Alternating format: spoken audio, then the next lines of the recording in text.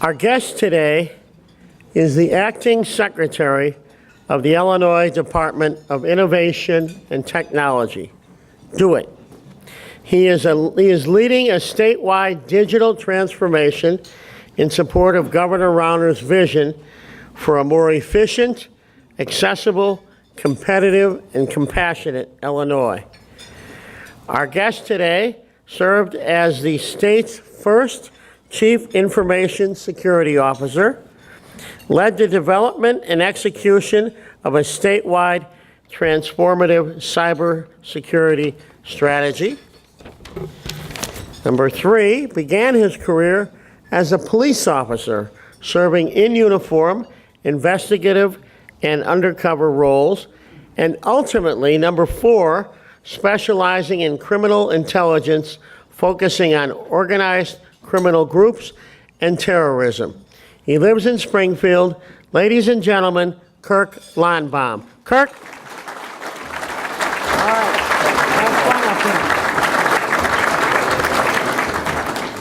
Thank you, everybody. Good afternoon. We've asked Jackie to collect the questions. I've asked her to really just tear up the really hard ones.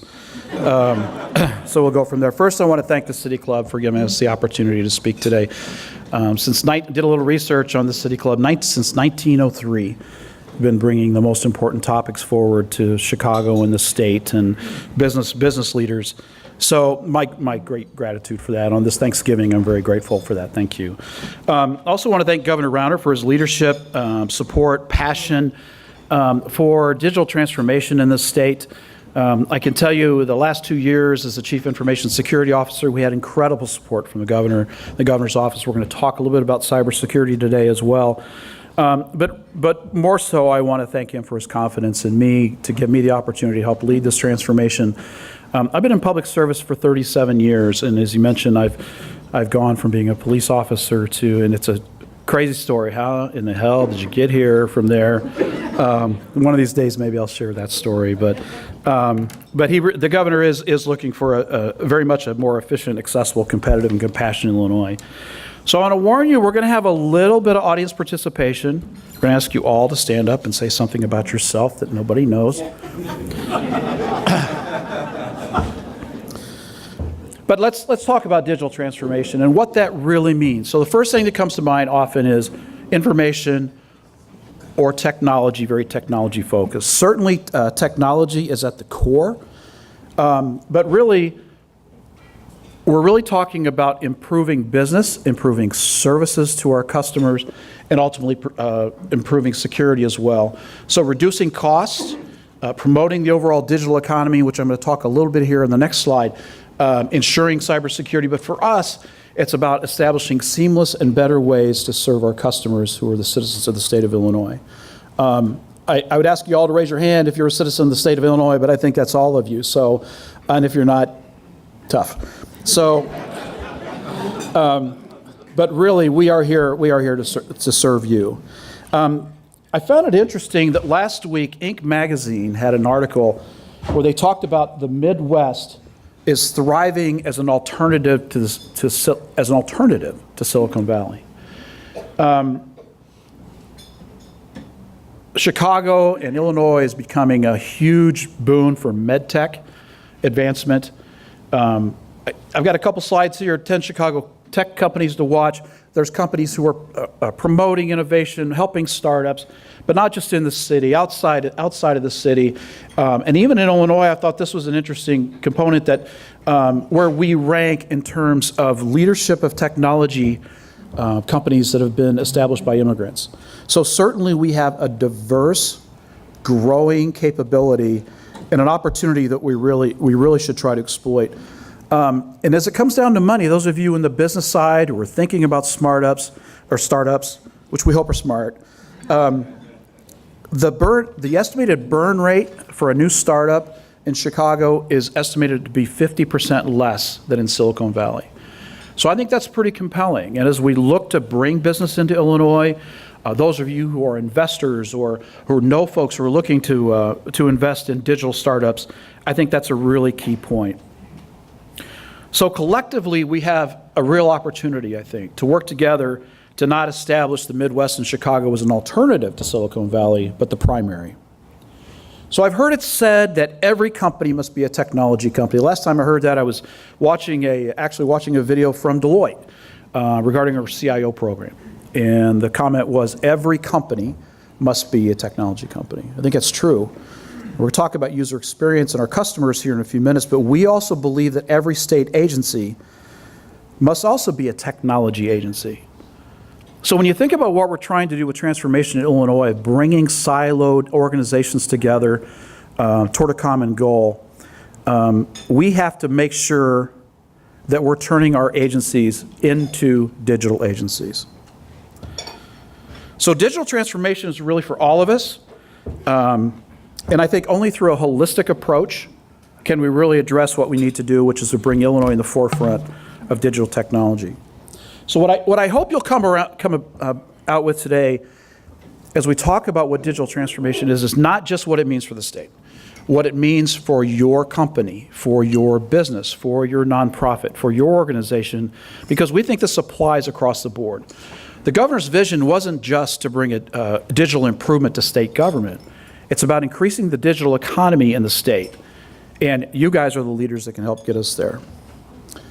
So as we start to frame what digital transformation is, IDC, those of you may be familiar with IDC, the International Data Corporation, sort of a think tank kind of place, has been following our digital transformation, working with my predecessor, Hardik Bhatt, and others, to take a look at what Illinois is doing and how are we putting Illinois in the forefront of becoming the first smart state, and how we're starting to lead things like the exploration of blockchain for government and things of that nature.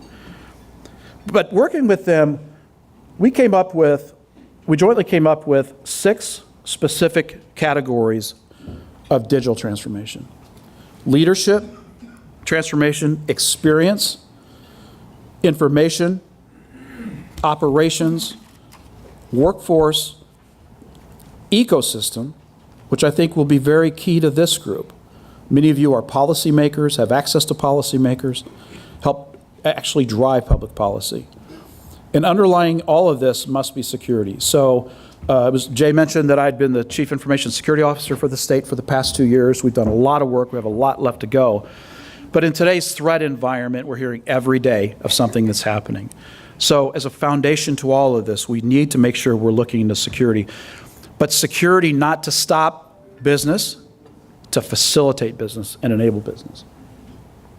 So one of the things that the governor supported and personally released in a press release earlier this year was the release of our first cybersecurity strategy for the state. I think this is all online. And one thing I want to talk about our organization, we are always working toward transparency. So those of you who have not gone to the doit.illinois.gov website, please do. Take the time. There's tremendous amount of information of what we're doing in the state. The cybersecurity strategy, you can get there very quickly, front page, click the button, boom, you're there. And I think you'll find that it's a very comprehensive strategy. So the governor did appoint the first Chief Information Security Officer. I had the honor of filling that role. In the past 2 years, we've literally secured billions of records of private information, which were formerly not at the secure manner that they should have been. We've established our first state security operations centers. So those of you familiar with security, it's all about continual monitoring, making sure you know what's going on in your network, what your users are doing. We didn't have one of those. And so we've established that. It's up and working, and we're reducing risk to the state each and every day through that. Also established risk and resiliency programs to help reduce risks and the impacts of cyber attacks. And security, if there's one thing to remember about security, it's about reducing risk to a manageable level. And for your businesses, you have to make that decision. What type of risk are you willing to take? As we try to be more innovative, that becomes more and more challenging to find that balance. So let's talk about leadership transformation. First, we have to have the leadership that has the vision for digital transformation. So for us, it's how we bring better value and services to our citizens. But I'd ask you to just think for a second. In your business, what is the vision of digital transformation for your business, and what are you trying to accomplish with that? We want to bring optimal value to our customers And Governor Rauner has driven that vision. My predecessor, Hardik Bhatt, was a clear champion of innovation and transformation. Those of you who had the opportunity to hear Hardik speak here, he spoke here twice. Incredible leader. We're trying to brown nose him into bringing Amazon to Chicago, of course. We don't know if he's got any juice on that or not, but he's been a champion for digital transformation. So my first question to you, and this is just, you don't have to answer. Those are going to be some questions you're going to have to answer, Larry, pretty soon. Is who's driving digital transformation for you and your business? A lot of my friends here, I see a lot of my people I work with are in tech companies, right? But think about what you're doing inside your organization to drive your own digital transformation. Certainly your business is to help others drive transformation, but take a step back and ask yourself within your own organizations, whether it's nonprofit, government, private sector, what are you doing? And who is leading that? Is it you? Are you the boss? Is it your boss's boss? It's clear that we have leadership at the top. We have to have that. We have that with Governor Rauner and the support from the governor's office. And we're spreading that across to all of our agency directors and business leaders. And we'll chat about that here in a second. One of the things that we've asked our folks within our organization is to lead from where you are. You don't have to be in a big title or a big position to be a leader in transformative activities. You don't have to have a fancy title to lead in innovation. As a matter of fact, innovation really comes from the edge. So I'm going to chat about that here in a second. So if you look around at each other, when we talk about how we transform Illinois, the digital transformation of Illinois, all of you are leaders in that and can lead from where you are.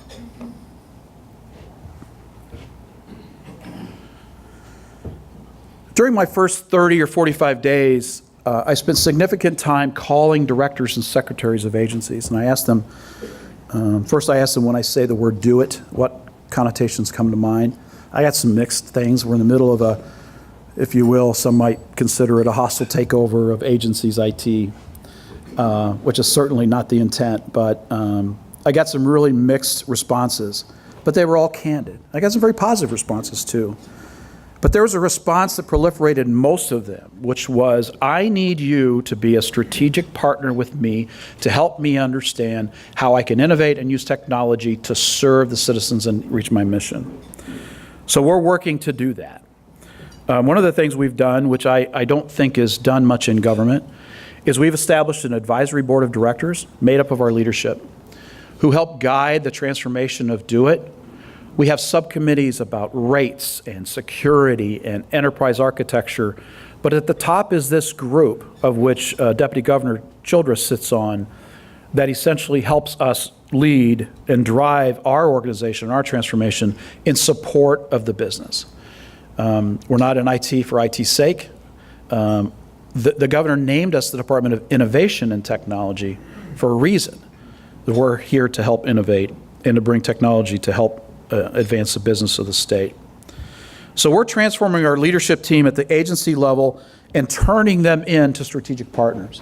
So what I'm showing you here are just a couple clips from, or a couple photos from some meetings. You can see Deputy Governor Childress addressing us, some problem solving up there. The picture up there to the middle left, that's technology leaders and agency directors working together. We had our annual strategy summit where directors and the CIOs came together for a day and we talked about their most pressing issues and how we're being successful.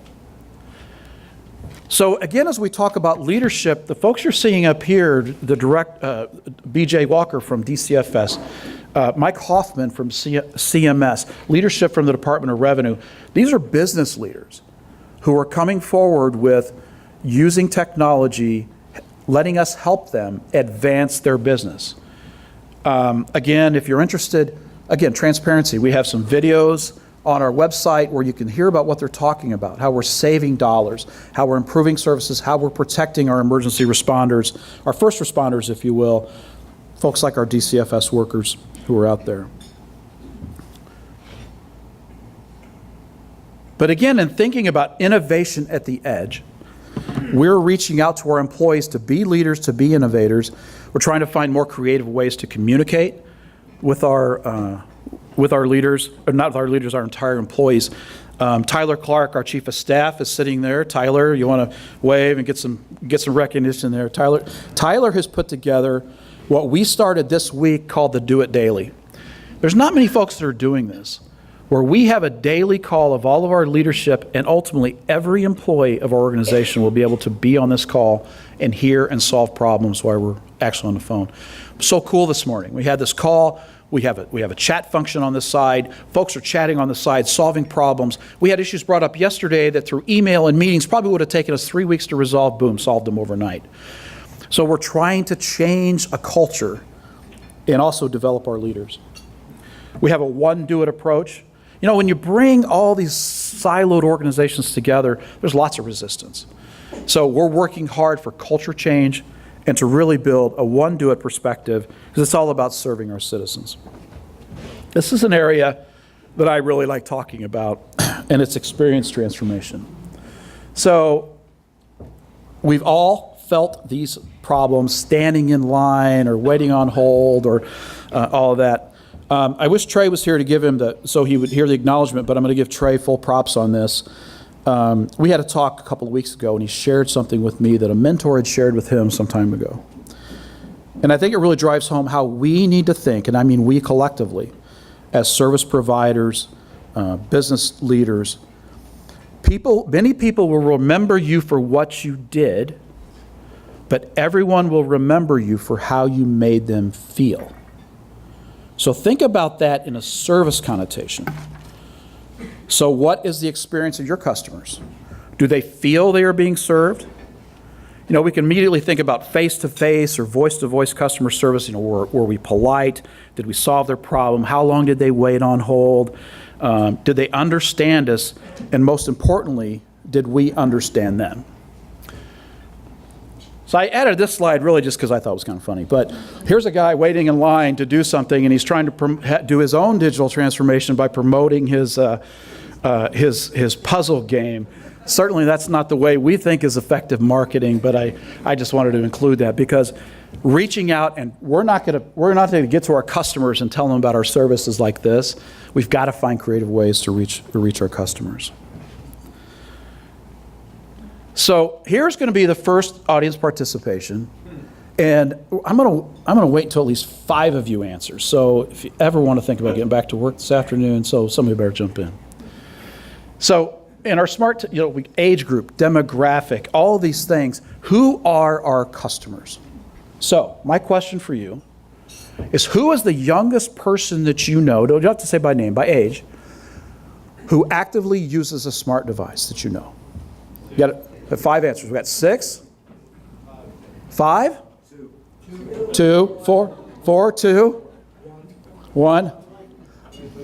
Okay. You've beat me. This is Dylan.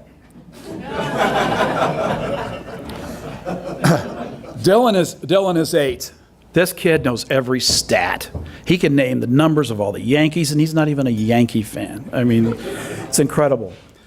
But I think the point here is Dylan is using his smart device.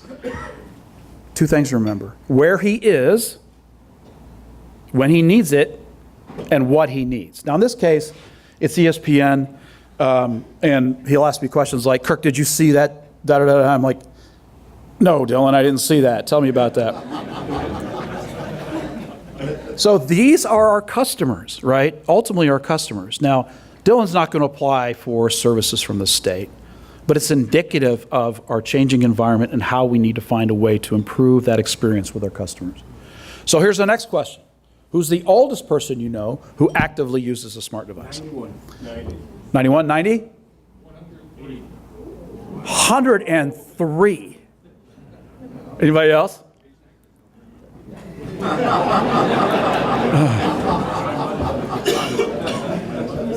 So we had 1 over here, and we had 103 over there.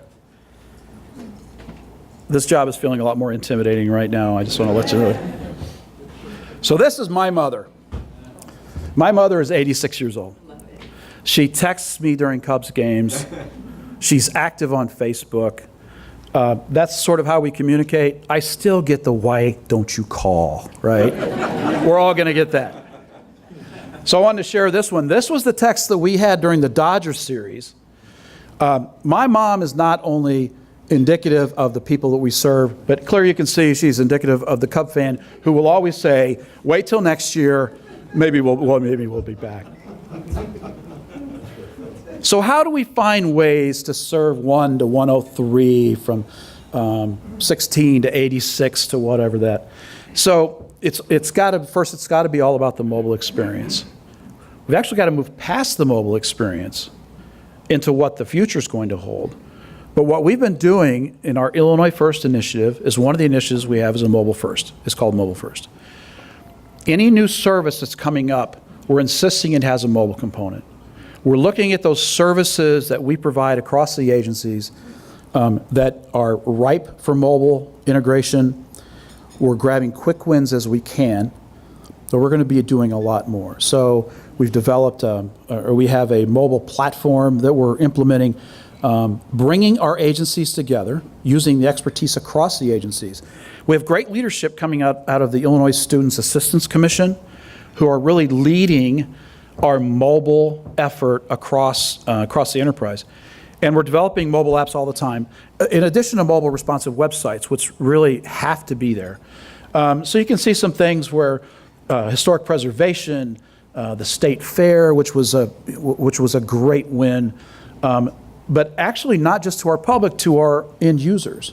So in the Department of Children and Family Services, we've developed a mobile application that gives caseworkers more instant access to the information they need at that moment when they're at a house trying to decide if they need to remove a child from a dangerous situation. Historically, they'd have to go back to their own organization. They'd have to check 10 or 12 different systems. We're giving them better ability to make public health, life, and safety decisions on the spot. So again, it's all about mobile. But we've got to get beyond that. How many of you guys have worn one of those virtual reality things? Okay, several of you. Wearables. Who's got a smart watch on right now? So this is how we need to make sure we're delivering communication to our end users and that end user experience. So while we're doing a lot of mobile, we're still trying to lean forward. Government always lags behind, but we're trying to lean forward. So at the first week of December, I think this is our second hackathon, and as a prior security guy, I don't really like that hackathon phrase, but we're having a hackathon where we're bringing folks into Springfield to help us identify what our chat bot capabilities could be. Many other states have done this, many other cities have done this, where we're really bringing innovators from all ages to come in and say, here's what we're trying to accomplish for the state. Now here's some parameters, here's 2 days, let's see what we get out of it. So I look forward to many of you tracking that progress. Jennifer Schultz, our communications director. Jennifer, will you wave your hand? Also drives a lot of information about our organization through social media. So please link in with us, see what we're doing, and I think we're going to have some cool stuff that's going to come out of the chatbots. So just to follow up a little bit on the mobile experience. So in 2011, 35% of Americans reported that they own some sort of smart device. And that number is now about 80%. I think that's pretty conservative.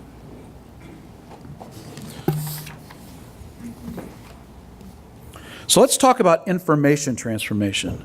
Many of you here are from, and I met several of you, are working a lot on data analytics, driving data-driven decisions. To me, I think this is something that's going to have the most impact on the state. And if I'm going to have a mantra as we move forward, is that we want to make Illinois the finest data-driven government in the country.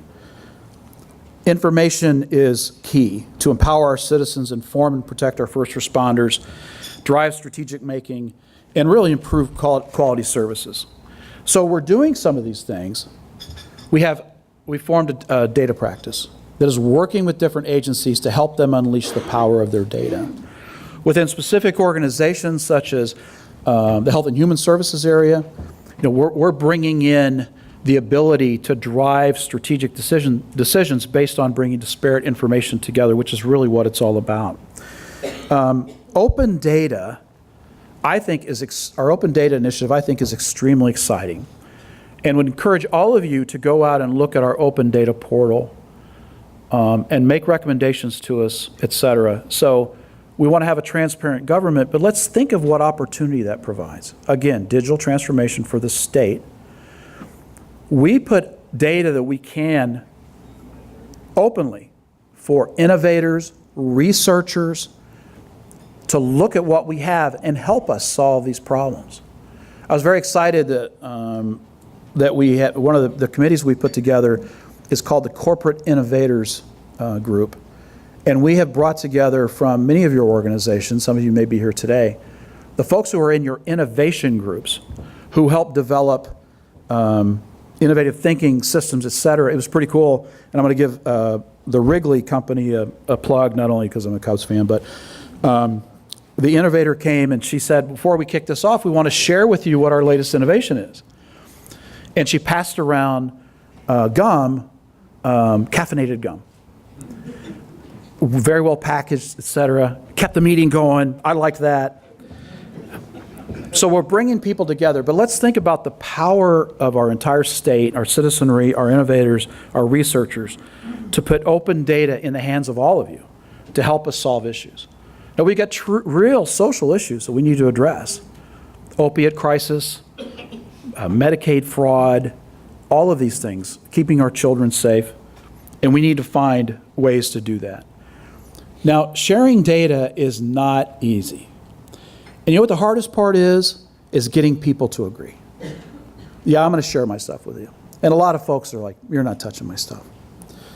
So our leadership, and again, business leadership, completed an unprecedented enterprise memorandum of understanding where they recognize that sharing data is not something they have to do or that they want to do, that it's an imperative to advance what they need to do. So that's a huge step, just to have everybody agree that we need to move forward in this. So again, leadership, transformation, and in a few more minutes, I think you're going to see how all these things fit together and why they're so important. So I'm just curious, audience participation again. Anyone know, and if any of you have heard me ask this question at a previous event, please don't yell out the answer. Does anyone know how many petabytes of data that the human brain can store? Okay, if you've been at one of my other ones, then you can answer. 3? I've got 2.5 on my paper here, so it's clearly got to be true. So 2.5 to 3 petabytes of data that the human brain can store. So the state is sitting on 5 petabytes of data today. How do we use that data to drive improvement of government, drive the digital economy, solve problems, serve our citizens? Last year's one example in what we did with data in our data practice. We worked with the Illinois Department of Revenue in the use of data analytics, and they saved $19 million in identifying tax fraud, and in 2017, we're on pace to save $31 million. That's true ROI. Our work in Health and Human Services is driving strategic decisions to positively impact the health of our citizens. When I spoke with, many of you know, the director of the Department of Human Services, Jim Demas, a great partner. When I spoke with him on my call, he said, I need you to help me make strategic decisions. I need to use the data to make strategic decisions so our leadership know where we need to go. Open data portal, putting data in the hands of our innovators all across the state. And we're working toward trying to address the most important issues: opioid crisis, criminal justice reform, reducing the prison population. So it's not about going, well, we'd be better off if we leased PCs, although that's important, right? Because our stuff's got to work. We're a service provider, and we'll talk about operations here in a second. But it's really about using data, innovation, technology to drive data-driven government. And I'd ask you to ask yourself, do you have a data-driven organization? So let's talk about operations transformation. Now, this is what a lot of folks in state government think about when they hear the term infrastructure consolidation, et cetera. Now, that's a very important part of it. But it's not the only part. So when we talk about operations, let's just think about business. How do we transform your business into being more effective? Many of you know, and if you saw Hardick speak or you've heard this before, that the governor really gave us a challenge, which was to bring Illinois out of the digital dark ages by establishing best-in-class innovation and technology to better serve our citizens, optimize the use of taxpayer resources, and help build a digital economy. This really translated in what we've talked about as 45 in 4. Meaning we wanted to take, in 4 years, we wanted to crawl out of the technical debt that had been developed within the state through a siloed approach for the last 45 years. We have systems that are 45 years old, running technologies that we can't support, and that archaic practices, absence of true cybersecurity. So we're taking those steps to do that. And the way we're doing that is really 3 ways. First, to improve the business of IT. How do we run IT better? Second, improve the business of state using IT. And I love this phrase, leapfrogging to reclaim ownership. I'm going to show you how we're leapfrogging right here at the end. But what we mean by leapfrog is we don't really have the time, as I talk about, government lags, right? We always lag behind. We don't have the time to move from grade school to high school to undergrad to grad school. We've got to go from grade school to practicing medicine, and we need to do it right now. So as we're working on our infrastructure, our basic operations, increasing services, we need to be doing these forward-leaning things. So first, how did we improve the business of IT? First, Governor Rauner created the Department of Innovation and Technology, so we're bringing the power of 1,400 innovative technologists under one umbrella to help what I think will be a supercharged entity, and he established the secretary as a cabinet-level position. There was with the executive order, there were many agencies that were directed to come into the transformation, but the positive things, we've got agencies that are getting a hold of us now and saying, how do I get in? We want in, we need your help. So we're doing intergovernmental agreements with them. And I think that's a pretty good direction when you go from, when I talked about hostile takeover, into we want in. So we're making great progress there. And it's given us the opportunity to not just consolidate infrastructure, but again, bring all this expertise together toward best-in-class operations. We've embraced service improvement and utilized a program in the state called Rapid Results. This is not dissimilar to many lean type of efforts. I can tell you that the Department of Revenue, Director Beard, who we have great relationships with and we've done so much with, has used Rapid Results across her organization to get past that. We've always done it that way, and have made such process improvements, and we're doing that as well. We're working toward a cloud-first strategy to really exploit what the cloud brings. And I don't want to dive too deeply into the technologies, but that's where things are going. We need to be flexible and more nimble and all of those things you hear, but we need to operationalize that and see how we can do that. Adopting best frameworks, NIST for cybersecurity. Those of you who are cyber folks, you'll know all about NIST. Again, best practices, enterprise architecture, that sort of thing. So our internal operations are so critical. We're going to talk about forward-leaning initiatives here in a second, but our focus on continual improvement of our core capabilities and establishing DoIT as a world-class service organization is our top priority and will remain that. You know, we can go off and do fancy things moving forward, and we have to do that if we're going to leapfrog, but we have to maintain focus on our core services as well.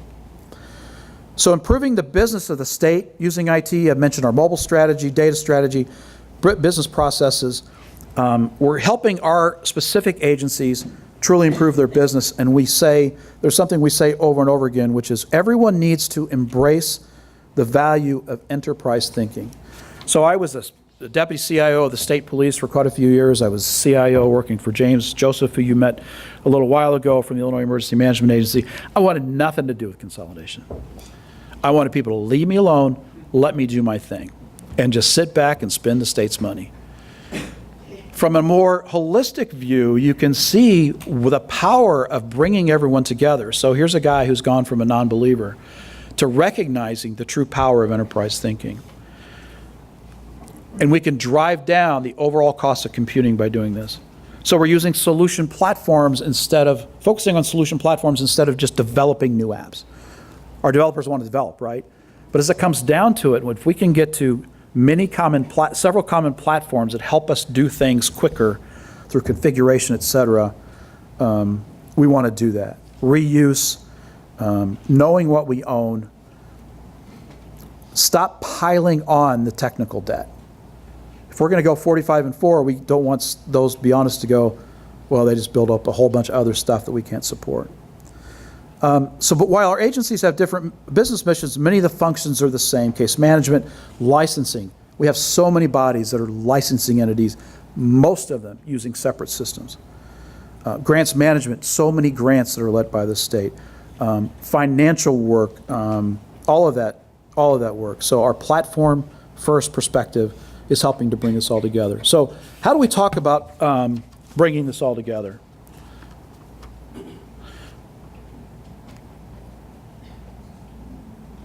That's not good. There we go.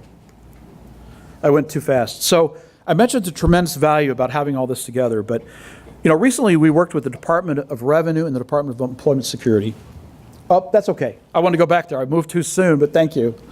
The Department of Employment Security was looking at bringing up a new system for their unemployment tax.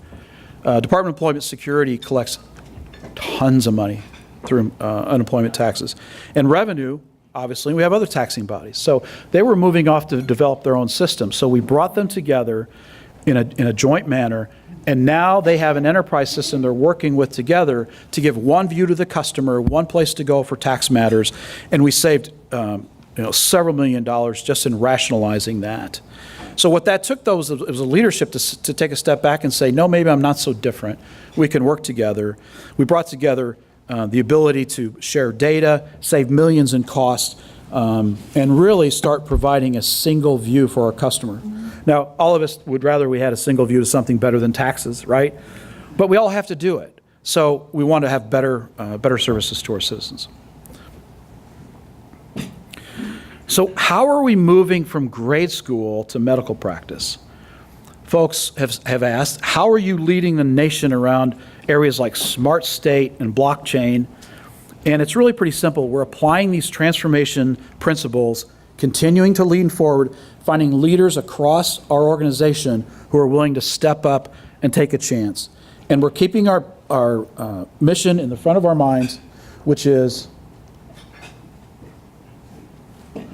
empower the state of Illinois through high-value, customer-centric technologies, best-in-class innovation, fostering collaboration, and empowering employees and agencies to provide better service to our residents, businesses, and visitors. To do this, though, and we're bringing 1,400 IT professionals from all these different agencies, we've got a real transformation issue with workforce. So, does anybody know the unemployment rate for cybersecurity professionals? Somebody said 0? It's 0. The unemployment rate for cybersecurity professionals is 0. How many of you guys have kids in college who maybe haven't decided what they're going to do yet? I'm telling you, go into cybersecurity. But our transformation is meaning we have to find ways to prepare our employees for our 21st century jobs. So COBOL and all that, okay, we've still got all that old stuff, right? But we have to move forward. So we're trying to find ways to bring the collective power and knowledge together. So we're providing opportunities for all of our employees to demonstrate leadership, grow their careers through training opportunities. We need to understand the needs of the transformed state of Illinois. So blockchain, right? Many of you have heard about blockchain. There's a question we're going to have about blockchain. What does that mean to us? How does that change our workforce? We need to enable cross-agency support and build a culture that rewards excellence. Now, we have some challenges. Illinois is a highly unionized environment. So there are a lot of rules that we have to operate in within that, which gives us some challenges. It's not insurmountable, though. We've been working directly with our bargaining units to talk about how we provide opportunities to our employees and help bring them forward in a partnership with our labor units. So let's talk just for a few minutes about ecosystem. And I think for policymakers like yourself, ecosystem is so very important. But what do we mean by this? So we have to have an environment that encourages and invites innovation, provides favorable policy and regulatory environment, leverages the state to help innovation and other transformation activities flourish. So I'll give you some examples. Leveraging the state. Our overall Smart State initiative is bringing the state together to look at common issues. We had our first Smart State Summit, brought all sorts of folks together to talk about what does it mean? What does the Internet of Things mean? What do sensors mean? What does it mean to how you provide services or provide information? One of the first things that we're doing, and we're very excited about this again, is using the power of the state, if you will, for collective buying power and collective organization. We've put out an RFP for smart street lighting. Cities like Chicago or others, not that you don't have your own budget crises and challenges, but are more in a position to be able to put out bids to get certain technologies because they have power of big purchasing. But the Rockfords and the Chathams and the Springfields and the Litchfields and the cities that we've not heard of don't really have that capability. So what we tried to do was, what was a good opportunity to start forward in our Smart State initiative that could help the collective state, and we chose smart street lighting. I don't know if any of you have seen an example of smart street lighting, of all the potential sensors that can be on a smart street light that provide value.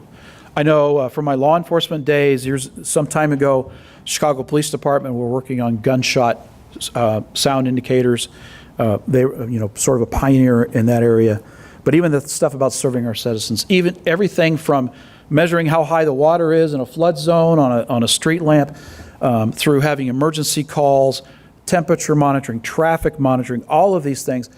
I saw one diagram for a smart street that literally had 20 sensors doing 20 different things that brought value back to our citizens and our decision makers. So I think we're close on that. We're probably within weeks of having that award made.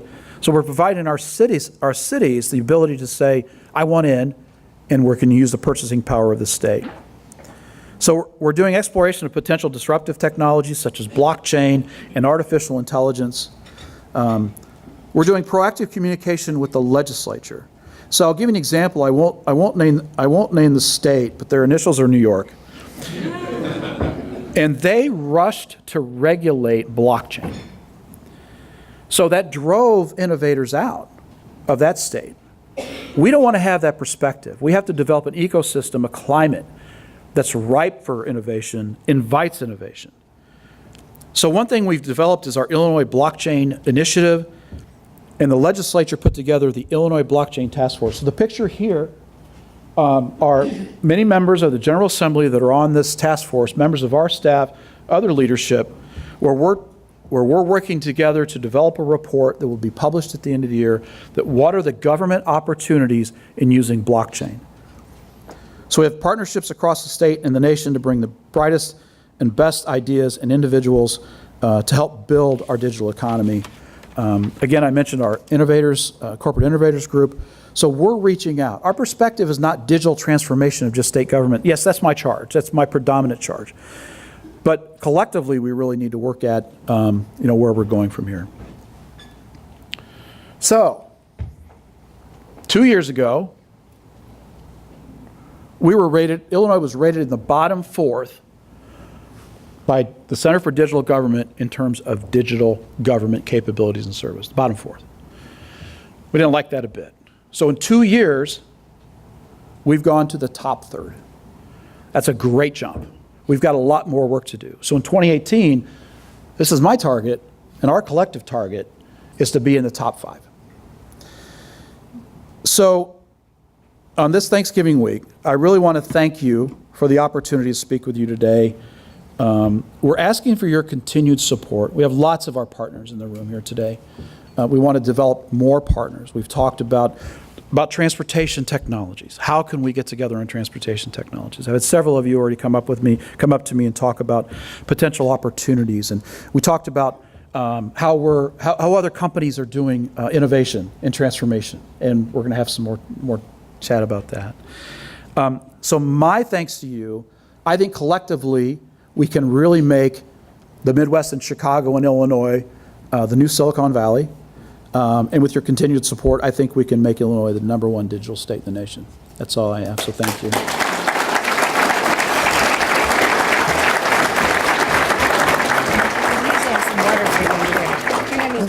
That'd be great. Sorry. Sure.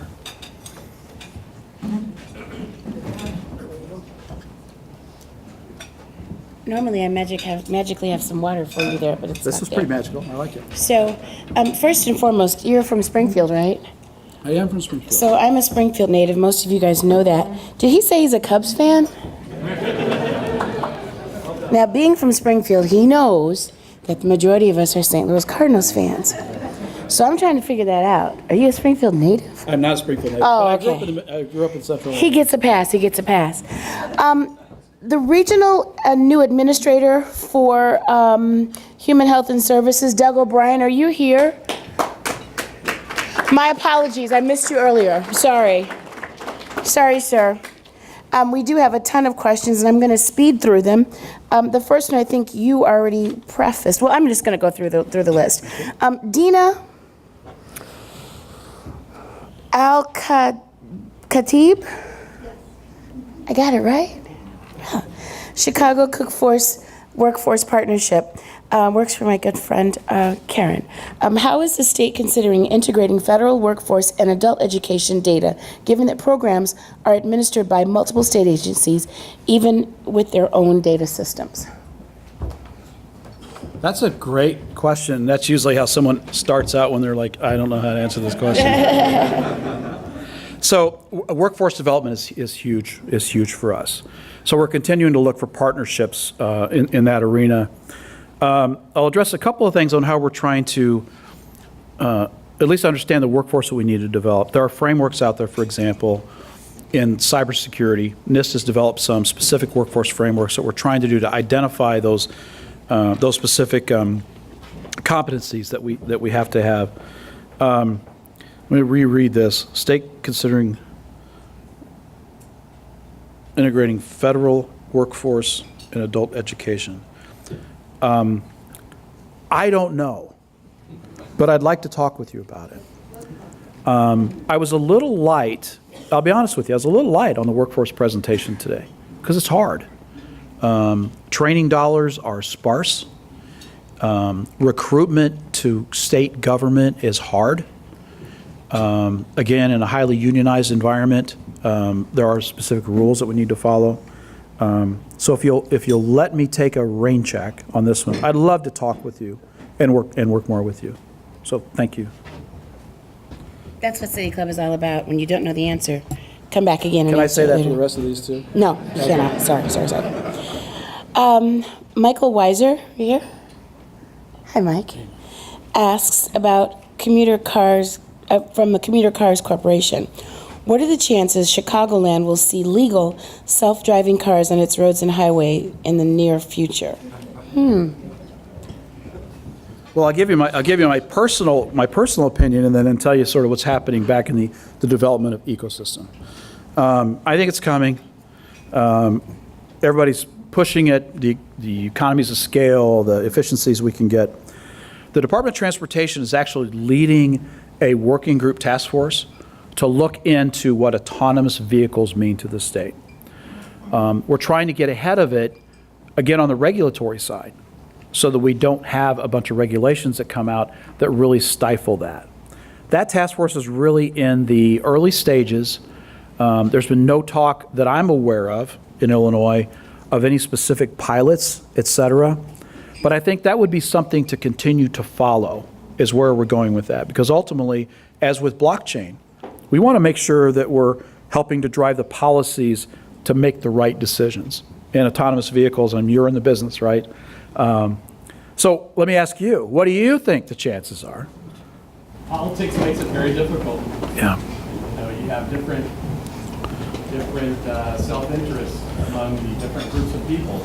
Yeah. And they use it as an advantage to say no. Right. So Right. We're looking for people to encourage it. Yeah. In some way to look for a future where it can happen. Well, I think that's also an example of how digital transformation changes the way that we have to promote jobs and how we have to help our people learn.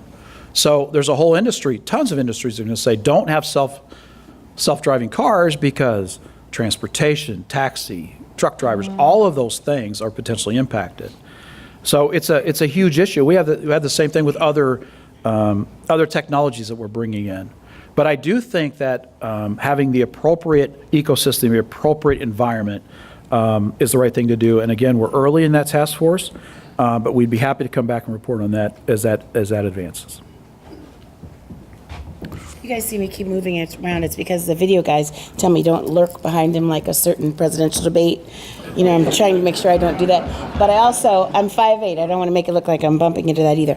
Jay says I only have time for one more question. So for those of you who ask questions, I'm going to let you handle those later. Okay. Which means you're kind of forced to come back. So, Gina Rodriguez, are you here, Gina? Yeah, yeah. Hey, Gina. Morningstar Investment Management, LLC. What are your thoughts about adopting distributed ledger technology, blockchain, for record keeping or smart contracts? I am so glad that that was a question because I thought that might be coming. Oh, I didn't show you the really cool digital state closing slide, so I missed that one. So our blockchain initiative, blockchain task force, looking at opportunities. We are working towards several pilots in blockchain. Birth registration, digital identity. We think blockchain has the capability of changing the world in terms of identity. I mean, you can imagine with all these breaches that we're having, that you personally can own your own identity and decide who you're going to share that with. Academic credentialing, energy credit marketplace, land record registration, health provider network. We are attempting to move forward with not necessarily proofs of concepts, but efforts to start to see how we prove some of this out. These are some recommendations, so you're seeing some early release, so don't tell anybody. Early release of some of the things you're likely to see in the report that will come out of the General Assembly about opportunities. Illinois has been recognized as a government that's leading the charge on blockchain, and we're going to continue to do that. So the quick answer to your question is, what are my thoughts? We like it, we're going to push it, and we think it's the future.